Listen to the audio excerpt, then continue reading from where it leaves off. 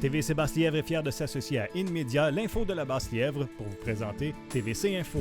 Bonne émission.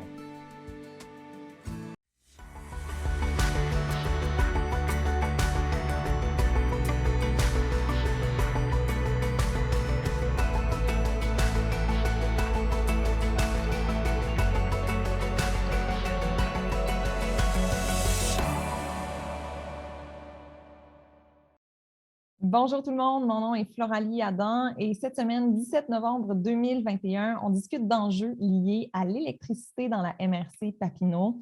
Au Centre de services scolaires au cœur des vallées, une révision du budget devra être effectuée par rapport au transport et aux élèves en difficulté. Et cette année, garder les enfants au chaud double ses dépenses pour pouvoir habiller les enfants.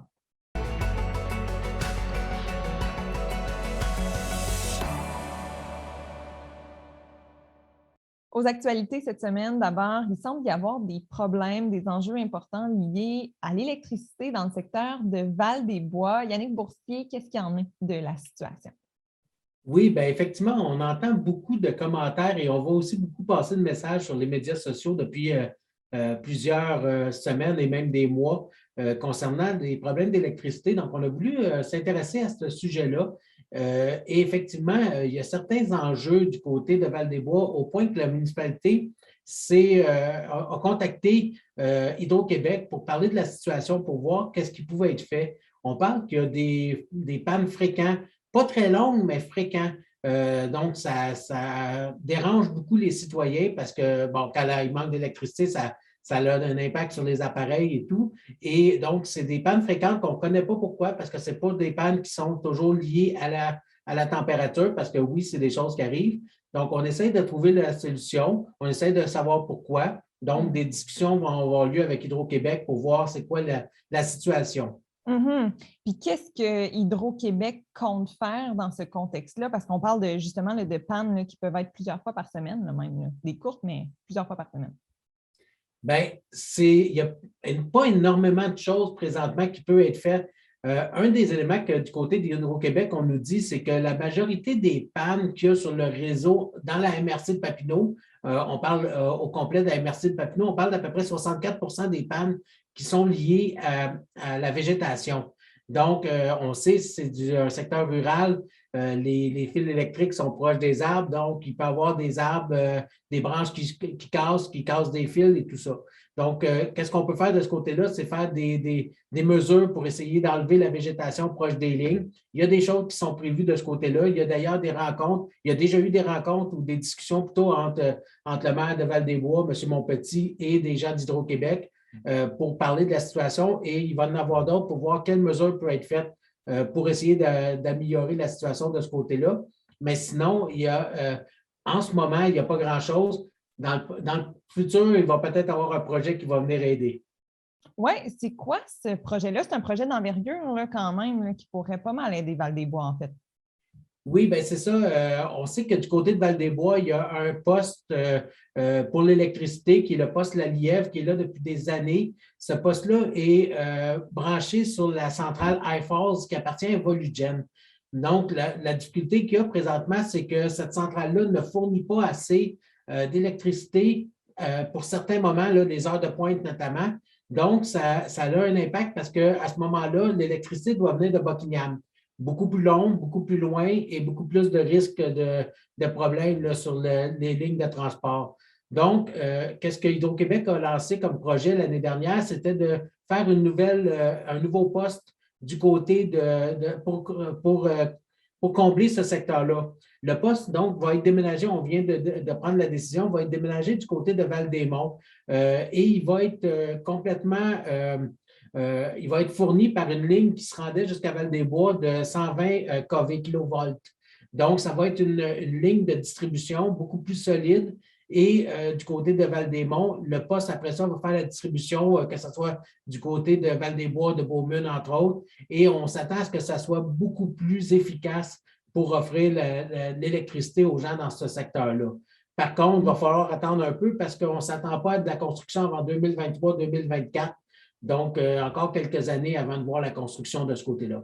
Ben oui, puis c'est un projet qui était évalué avant la pandémie à 30 millions de dollars.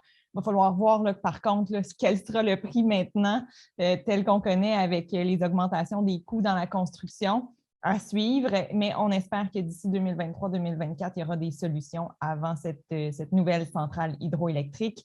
Yannick Boursier, autre sujet. Maintenant, au centre scolaire au Cœur des Vallées, au centre de services scolaires au Cœur des Vallées, pardon, ils ont besoin de faire une analyse de leurs dépenses, surtout à l'égard du transport, puis des dépenses liées aux élèves en difficulté. Il y a peut-être un partage là, qui est à revoir, hein, de ce côté-là?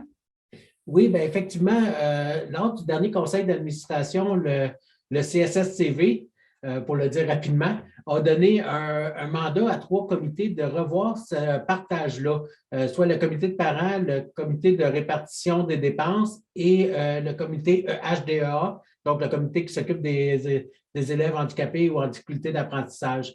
La volonté, c'est de voir est-ce que les sommes obtenues par le CSSCV du gouvernement sont bien utilisées présentement ou pourraient être utilisées de différentes façons, ou est-ce qu'il y a des décisions autres, des choix autres qu'on peut prendre de ce côté-là? Comment le partage pourrait être différent, en fait? En fait, parce que présentement, la situation, c'est que le CSSCV reçoit de l'argent pour différents secteurs. Par exemple, reçoit un montant établi par Québec pour le transport scolaire ou un autre montant aussi établi par Québec pour les services aux élèves, par exemple. Donc, présentement, qu'est-ce que le CSCV fait? C'est qu'il décide de prendre une partie du montant pour le transport scolaire pour l'investir dans un autre secteur, c'est-à-dire les élèves en difficulté. Donc, il investit moins que ce que Québec lui envoie pour le transport scolaire pour utiliser cet argent-là pour donner plus de services aux élèves. Donc, présentement, c'est ce qu'ils veulent regarder. Est-ce qu'on continue de faire ça? On parle cette année de 700 000 de moins qui a été investi du côté du transport scolaire pour le mettre au service aux élèves. On me dit que ça fait 5 ans qu'on transfère, si on peut dire, une partie du budget vers le service aux élèves parce que du côté du CSSCV, on veut en offrir plus aux élèves en difficulté. Donc, là, on veut savoir si on continue de faire cette mesure-là. Mm-hmm. Mais pourquoi la demande là, de réévaluation, de répartition de budget a été faite à ce moment-ci? Bien, c'est venu à la suite d'une décision qui a été prise au dernier conseil. Il y a eu une demande de la part de parents de Beaumont et de l'École de la montagne pour ajouter un circuit d'autobus du côté de Beaumont parce qu'on disait que le circuit était trop long. Le circuit en question, pour l'élève qui est là le plus longtemps, c'est 1h10 pour aller, 1h10 pour revenir. Le conseil d'administration a dit non finalement parce que ce circuit-là, il y en a 23 autres qui sont encore plus longs et que le centre de services scolaires dit nous, on regarde l'équité. Donc, si on fait quelque chose pour ce circuit-là, il faut le faire pour les autres. Donc, c'est à peu près 750 000 à 900 000 de dépenses pour ajouter des circuits d'autobus pour tous ces endroits-là.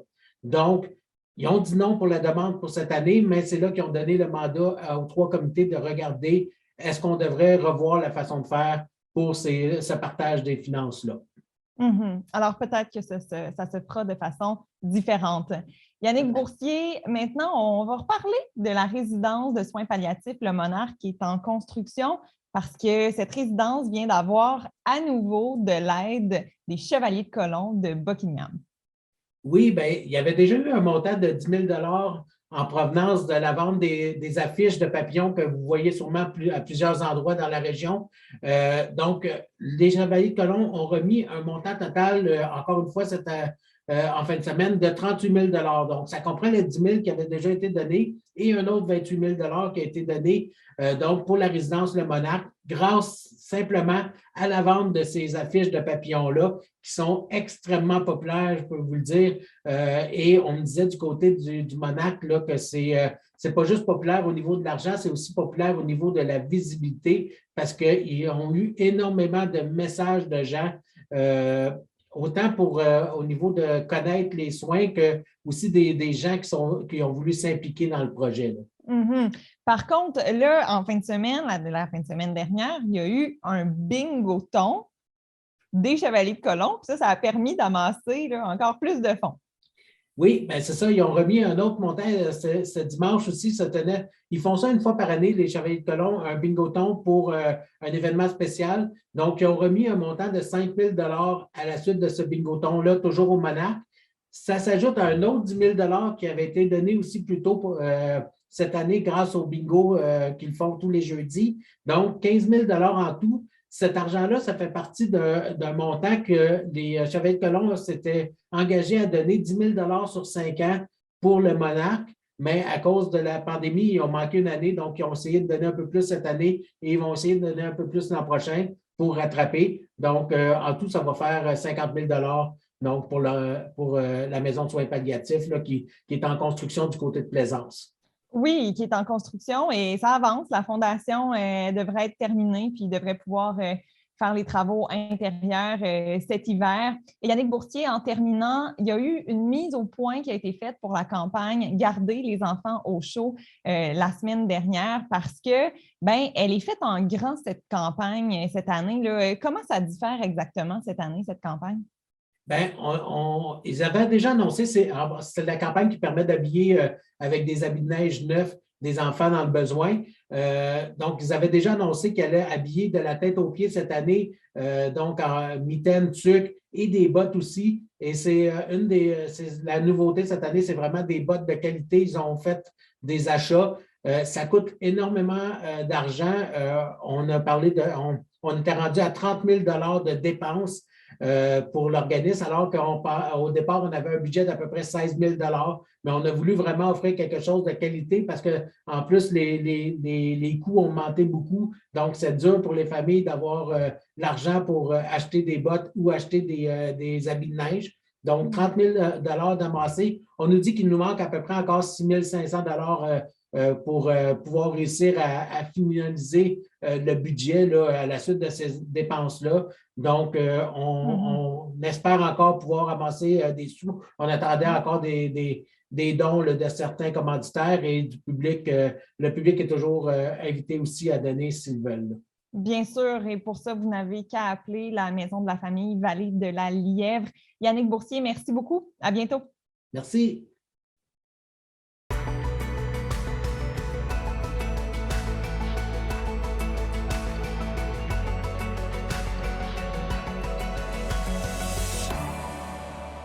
Bonjour, Jessie Laflamme. Bonjour, Floralie. Jessie, il y a déjà plein de bonnes raisons pour aller à Montebello, mais là, tu en as une nouvelle bonne raison pour nous. Qu'est-ce que c'est?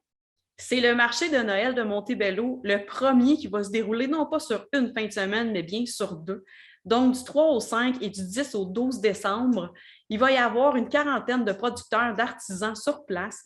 Pour l'occasion, des kiosques ont été créés expressément pour ça. Ils vont orner le terrain de l'église Notre-Dame de Bon Secours à Montebello, endroit qui est déjà magnifique et qui le sera encore plus.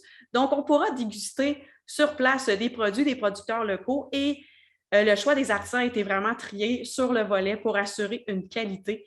Donc, le comité organisateur s'est assuré que le déplacement vaut le détour. Il y aura également un spectacle de La Tuque Bleue le 3 décembre. Il y aura des conférences de Noël le 4 décembre et le spectacle du Diable à 5 le 10 décembre. Donc, une programmation qui promet pour une première édition qui en mettra de toutes les couleurs, j'en suis certaine. Oui, mais c'est quoi ça, des conférences de Noël? J'ai jamais entendu parler de ça.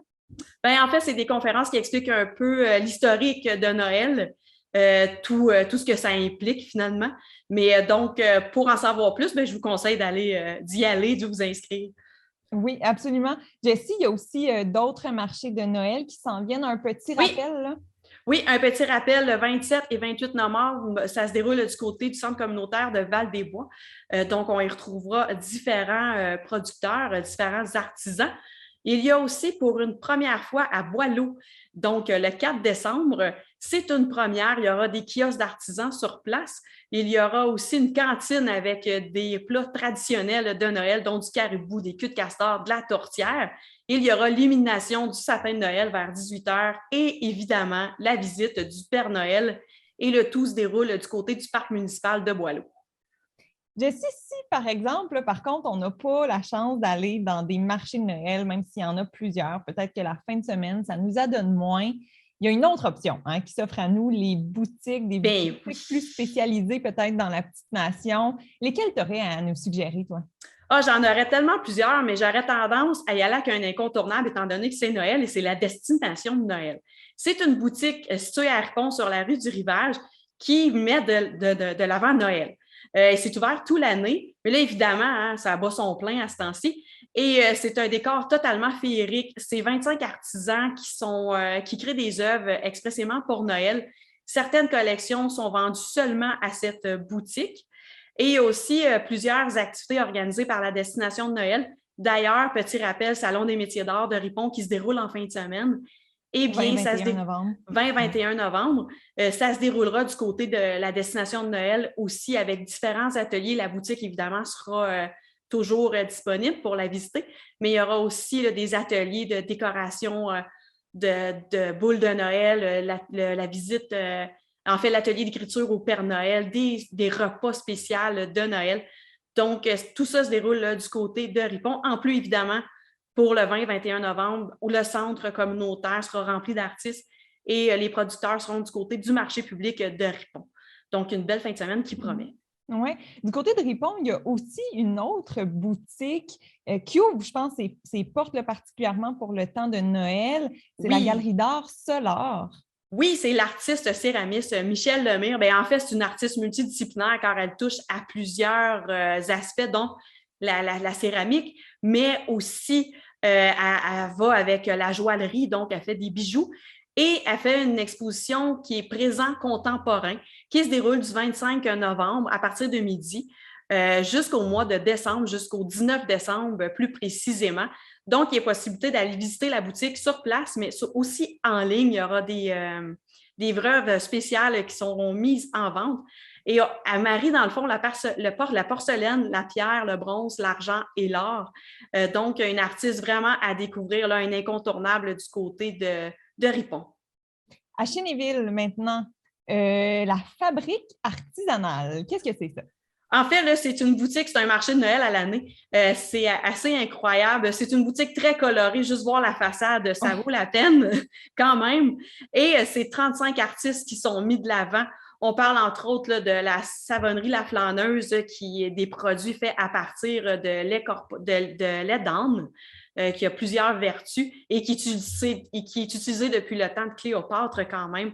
Il y a aussi la boutique François Lambert qui est là, donc des produits d'érable. On trouve vraiment de tout. On passe de savon, justement, à produits d'érable, mais aussi des chandelles, des signets, des décorations de maison, mais ces temps-ci, surtout des décorations de Noël, de la peinture sur bois, des cadeaux, de la peinture sur verre, de la porcelaine, bref, de tout du côté de la fabrique artisanale qui est située au 70 rue Albert Ferland à Chénéville. On change de village. À Saint-André-Avelin, il y en a pas mal de boutiques aussi. Puis je sais que toi, tu as peut-être un attachement particulier à Bébé Lion, parce que je sais que tu as eu un bébé dernièrement. Alors, j'imagine que tu as déjà quelques petites choses de Bébé Lion de cette boutique-là. Tout à fait, je suis vraiment vendue. C'est une entreprise qui est quand même assez jeune et qui spécialise dans les bébés, justement, dans la confection de couches lavables. Ils ont des designs vraiment incroyables. C'est axé beaucoup sur l'environnement, donc tous les produits sont zéro déchet. Et les serviettes aussi, j'ai un gros faible pour les serviettes, là, mes enfants en ont chacun une. Mais il y a aussi, c'est une grosse boutique, oui, on retrouve toutes les couches, les serviettes, mais aussi il y a des vêtements pour enfants, des vêtements de maternité, d'allaitement. Et il y a aussi toute une section jeux pour enfants. Je suis aussi une fan de jeux de société, donc je suis vraiment comblée quand je vais là parce qu'il y a vraiment de tout. Donc, jouets pour petits et un peu plus grands. Bref, là, c'est à l'entrée de Saint-André-Avelin quand on arrive du côté de Papineauville et ça vaut vraiment une visite. Et des jeux de société, tu en parlais, mais on a du choix aussi à la papeterie Petite Nation, toujours à Saint-André-Avelin. Oui, toujours. Maintenant, ça, c'est pour les plus vieux, je dirais, puis des jeux vraiment de stratégie. Bien, en fait, il y a vraiment de tout du côté de la papeterie Petite Nation. Ils se sont spécialisés, je dirais, depuis un an, même 2 ans peut-être, là, dans l'arrivée de jeux de société. Et vraiment une sélection assez impressionnante. Et les employés sont quand même très bons pour conseiller, faire des suggestions. J'ai essayé de les piéger à quelques reprises, ça n'a pas fonctionné. Ils connaissaient très bien leurs produits. Et évidemment, c'est une papeterie. Donc oui, il y a des jeux de société, mais il y a aussi beaucoup de livres, des produits pour le bricolage, des beaux crayons, bref, là, vraiment, là, c'est un des endroits idéaux là, pour trouver des beaux cadeaux là, en cette période des fêtes. Et finalement, au Brasses Camarades, là aussi, on peut trouver des cadeaux, bien sûr. Oui, là, je dirais que c'est plus pour adultes, par contre. C'est un dépanneur spécialisé en bière de microbrasserie et de la bière de microbrasserie. Ils en ont une variété vraiment incroyable. On en a plusieurs sur le territoire. Là, je parle notamment des brasseurs de Montebello, mais aussi 5e Baron, par exemple, ou Bas-Canada, à Gatineau. Bien, on en retrouve de partout du Québec. Et l'avantage de Brasses Camarades, c'est qu'on a aussi beaucoup de produits du terroir, donc de d'autres producteurs, dont Chocomotive, la Savonnerie La Flandeuse, encore une fois. Les produits François Lambert s'y retrouvent aussi, Ferme HLF. Bref, ça serait trop long de faire l'inventaire. Mais ils font des paniers cadeaux pour très intéressants. Je n'ai jamais été déçue. J'en ai commandé plusieurs. Jusqu'à maintenant, j'en ai reçu aussi. J'ai été chanceuse. Et vraiment, là, un incontournable, ça aussi pour Noël. Bien, Jessie Laflamme, je pense qu'on n'a pas d'excuses pour ne pas se procurer de cadeaux locaux pour les gens qu'on souhaite. Si on a des cadeaux qu'on veut offrir aux gens qu'on aime, on a plein de choix dans la petite nation. Merci beaucoup, Jessie Laflamme. Merci à toi. Au revoir.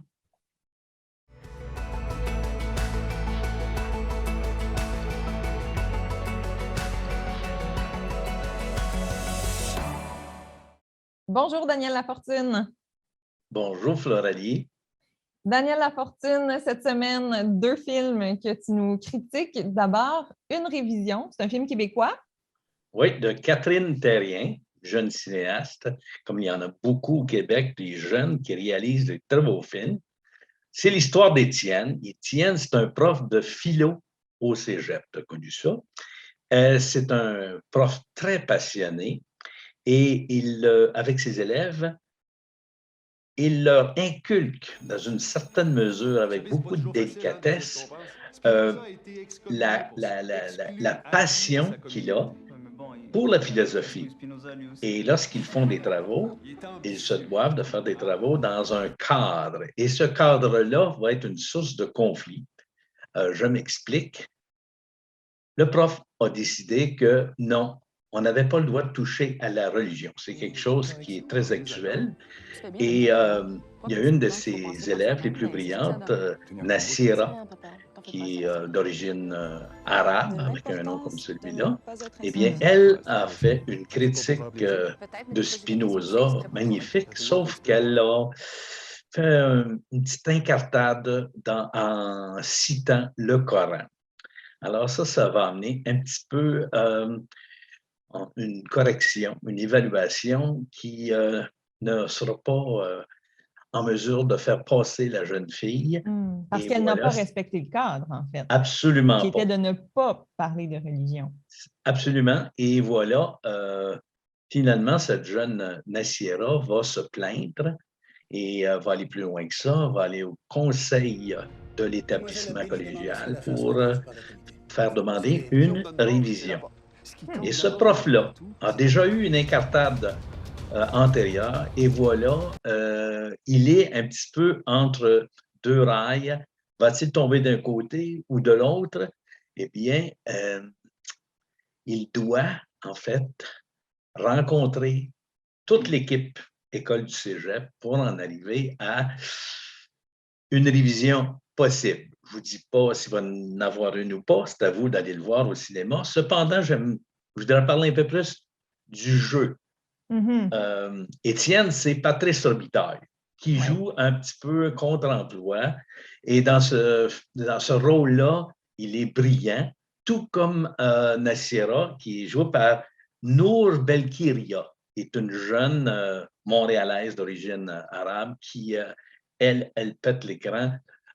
Cette relation entre les 2 personnages est un petit peu au niveau intellectuel, mais aussi, on sent qu'il y a un peu de ludisme.